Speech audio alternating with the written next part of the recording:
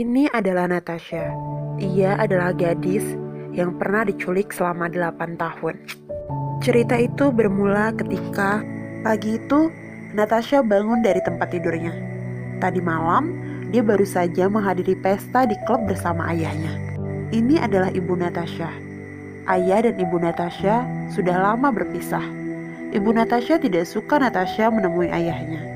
Dan ibunya meminta Natasha untuk tidak bertemu lagi kepada ayahnya. Karena merasa kesal kepada sang ibu, Natasha pun pergi ke sekolah. Di perjalanan, Natasha diculik oleh seorang laki-laki yang menggunakan mobil pen putih. Namun sayangnya, teman Natasha sempat melihat kejadian itu. Sang penculik membawa Natasha. Ia memasukkan Natasha ke dalam ruangan di bawah tanah. Natasha dibawa dalam keadaan pingsan. Dan ketika Natasha sadar dan membuka matanya, ia terkejut dan ketakutan, berusaha untuk meminta tolong. Tapi tak ada satupun yang mendengar. Ia sangat ketakutan sekali. Ia berusaha menggedor pintu dan mengingat ibunya. Ini sudah memasuki hari ketiga Natasha diculik. Seperti tak terjadi apa-apa, ia memberikan roti coklat kesukaan Natasha, membacakan dongeng, dan juga mencium kening Natasha sampai Natasha tertidur lelap. Di rumah, ibu Natasha merasa sangat sedih sekali. Kasus Natasha sudah beredar di mana-mana, di surat kabar, di kantor polisi, bahkan sudah diiklankan di televisi sekalipun. Ya, tapi seperti hilang jejak, tak ada satupun kabar tentang Natasha. Kasus bahwa Natasha diculik sudah beredar di mana-mana, di setiap kalangan penduduk. Terdengarlah kasus penculikan ini di keluarga sang penculik. Ya, ibu sang penculik tidak tahu bahwa anaknya lah yang telah menculik si Natasha. Suatu hari sang penculik datang melihat Natasha. Ia menyuruh Natasha mandi di wastafel. Namun, si Natasha meminta sang penculik untuk menyampaikan suratnya kepada keluarganya. Sang penculik menjadi marah dan memukuli Natasha. Setelah hari itu, sang penculik sedang duduk bersama keluarganya. Datanglah seorang polisi yang menginterogasi sang penculik. Polisi mencurigainya dikarenakan mobil van putih dan juga kacanya yang gelap yang dilaporkan telah membawa Natasha. Tapi polisi tidak bisa membuktikan apa-apa. 13 Desember 1797. Natasha pun sudah beranjak dewasa. Ya, hari itu ia datang bulan. Melihat hal itu, sang penculik merasa jijik. Ia menyuruh Natasha untuk membersihkan dan juga mandi. "Bisakah aku mandi di kamar mandimu yang di atas?" ujar Natasha dengan takut. Setelah berpikir panjang, ia membawa Natasha ke kamar mandi. Ia mengatakan bahwa setiap jendela dan pintu sudah dipasang bom pengaman. Hal itu ia lakukan hanya untuk menakut-nakuti Natasha saja. Setelah melihat Natasha mandi, ibu sang penculik pun datang. Ibu penculik itu menyiapkan makanan untuknya. Lalu kemudian pergi dan bertanya ada rambut wanita yang berwarna pirang di baju anaknya. Ibunya merasa senang karena ia mengira bahwa anaknya itu adalah seorang homo. Dan karena hal itu, rambut Natasha pun dibotaki oleh sang penculik. Hari terus berlalu. Hari ini tepat 1837 hari Natasha diculik. Sekarang Natal dan aku tak bisa berhenti memikirkan itu. Aku ingin tahu keadaan keluargaku, ucap Natasha. Penculik menjawab dengan keras, "Kau sudah tidak punya keluarga. Keluargamu sudah mati. Akulah keluargamu saat ini." Natasha tidak bisa berbuat apa-apa. Namanya pun diganti menjadi Viviana. Sementara itu, di rumah Natasha, sang ibu sangat sedih. Ini sudah hari Natal tanpa Natasha lagi. Kenapa harus Natasha? Kenapa harus dia? Tak ada satupun kabar yang bisa menemukan di mana dia berada. Hari terus berlanjut. Ya, tiba saatnya sang penculik ingin merenovasi kamarnya yang ada di atas. Natasha diajak tidur bersama dengannya. Natasha tidur dengan salah satu tangan yang diikat dengan tangannya. Disinilah sang penculik mulai memuaskan nafsunya terhadap Natasha. Setelah melakukan hubungan itu, sang penculik pun akan pergi ke pesta. Natasha disuruh masuk lagi ke ruangan bawah tanah. Sesampainya di tempat pesta, sang penculik banyak menemui wanita-wanita lain. Nafsu birahinya pun naik.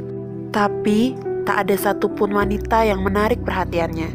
Ia pun pulang untuk memuaskan nafsunya kepada Natasha. Setelah melakukan hubungan itu lagi dan lagi, Natasha memintanya untuk mengajak Natasha ke taman belakang rumah. Namun, dengan cepat sang penculik membawanya kembali. Ini sudah hari yang ke-2029 Natasha diculik. Seperti biasa, Natasha disuruh melakukan pekerjaan rumah. Pasang taplak piringnya dulu, berapa kali harus kuberitahu, ucap sang penculik dengan kasar. Mereka pun makan berdua. Sang penculik berencana untuk merenovasi kamarnya. Natasha diberikan baju dan diajak ke supermarket untuk membeli beberapa bahan yang dibutuhkan. Perjalanan, Natasha melihat anak-anak seumurannya. Dia dibawa ke dalam supermarket dan diancam jika melarikan diri, sang penculik sanggup membunuh siapa saja termasuk Natasha. Setelah dari supermarket, mereka pun pulang. Natasha membantu sang penculik untuk merenovasi rumah. Seperti biasa, dia merekam Natasha dan menyuruh Natasha untuk memakai baju yang seksi. Kemudian, Natasha disuruh kembali lagi ke dalam ruangannya yang ada di bawah tanah. Lalu, Natasha mendengarkan radio dan betapa terkejutnya ia di radio itu membahas tentang kehilangan dirinya 8 tahun yang lalu. Ternyata, dirinya masih dicari sampai saat ini dan dia tahu bahwa sang penculik telah berbohong. Malam itu, sang penculik kembali mengajak dirinya tidur bersama. Sang penculik merasa memiliki diri Natasha. Kemudian Natasha bertanya, "Kenapa kamu menculik diriku?" ujar Natasha. Sang penculik menjawab bahwa ia telah jatuh cinta kepada Natasha sejak pertama kali melihat Natasha di toko biskuit itu. Senyuman Natasha yang manis membuatnya berniat untuk menculik Natasha. Lalu ia membangun ruangan bawah tanah itu, menggalinya sampai ruangan bawah tanah itu jadi. Setelah itu, sang penculik pun mulai melucuti pakaian Natasha, mulai memuaskan nafsu birahinya kepada Natasha. Natasha tidak bisa berbuat apa-apa. Lalu, setelah kejadian itu, Natasha kembali ke kamarnya. Tapi kali ini berbeda. Natasha kembali dalam keadaan yang depresi. Ia pun merencanakan untuk melakukan bunuh diri. Natasha pun mulai membakar tisu-tisu di kompor portabel miliknya dan mulai menghirup asap yang dikeluarkan oleh tisu tersebut. Tapi karena ia merasa hal itu sangat menyakitkan, ia pun mengurungkan niatnya tersebut. Niat Natasha pun diketahui oleh sang penculik. Sang penculik sangat marah. Ia terus memukuli Natasha, menyiksa Natasha setiap kali Natasha melakukan kesalahan. Setiap pukulan itu tak pernah Natasha lupakan. Ia selalu mencatatnya di tisu toilet yang ada di kamar itu. 18 pukulan di kepala, berapa pukulan di kaki, semua ia catat. Hari pun terus berlalu. Kali ini, sang penculik mengajak Natasha liburan. Natasha diajak bermain jet ski di padang salju. Tapi karena Natasha tidak pernah keluar, Natasha tidak bisa melakukan itu. Dan kalian tahu, sang penculik malah memarahi Natasha lagi. Berulang kali Natasha mengatakan, "Lututku gemetar, aku tidak bisa, kau harus bisa bermain ski, karena aku sudah mengeluarkan banyak uang untuk liburan ini," ujar sang penculik. Kemudian Natasha ingin pergi ke toilet. Sang penculik pun mengecek toilet yang ada di sana. Karena dikira sang penculik toilet itu aman, ia pun mengizinkan Natasha untuk memasuki toilet tersebut. Di dalam toilet, Natasha berusaha meminta bantuan kepada perempuan yang ada di sana. "Tolong aku telah diculik." Tapi sayangnya, perempuan itu tidak mengerti bahasa Inggris. Sang penculik mengetahui niat Natasha. Ia kembali memukuli Natasha berulang-ulang kali. Setelah kembali di rumah, Natasha pun menuliskan lagi setiap rasa sakit dan pukulan yang diberikan oleh sang penculik, hingga tisu toilet itu penuh ia simpan. Kini Natasha tepat berusia 18 tahun. Sang penculik datang memberikan kado dan juga sebuah gaun ulang tahun. Natasha sangat senang. Ia memakai gaun itu. Sang penculik pun mengajak Natasha untuk berdansa. Tapi sangat disayangkan, Natasha tidak bisa menari. "Astaga, kau tidak bisa menari," "Sini, kemarilah." Pelan-pelan, santai, ujar sang penculik. Keesokan harinya, sang penculik membawa Natasha ke taman belakang rumah. Tanpa ia sadari, ada tetangga yang melihat mereka berdua. Mereka pun bergegas masuk. Seperti biasa, Natasha menyiapkan makanan untuk sang penculik. Sang penculik berniat untuk menjual van untuk mendapatkan sedikit uang.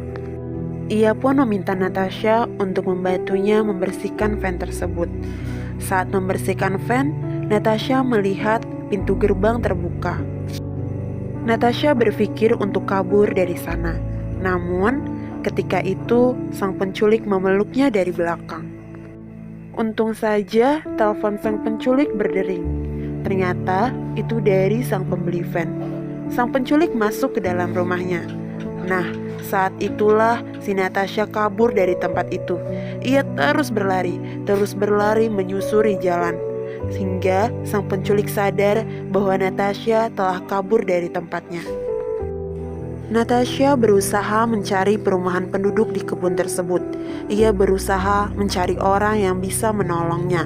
Lalu ia menemukan seorang wanita yang tinggal di perkebunan tersebut. Itu tepat di hari ke-3096 Natasha diculik. Ia mulai menceritakan tentang dirinya. Namanya Natasha Campus. Ia diculik tepat 8 tahun yang lalu. Sang perempuan itu menolongnya, melaporkannya kepada polisi.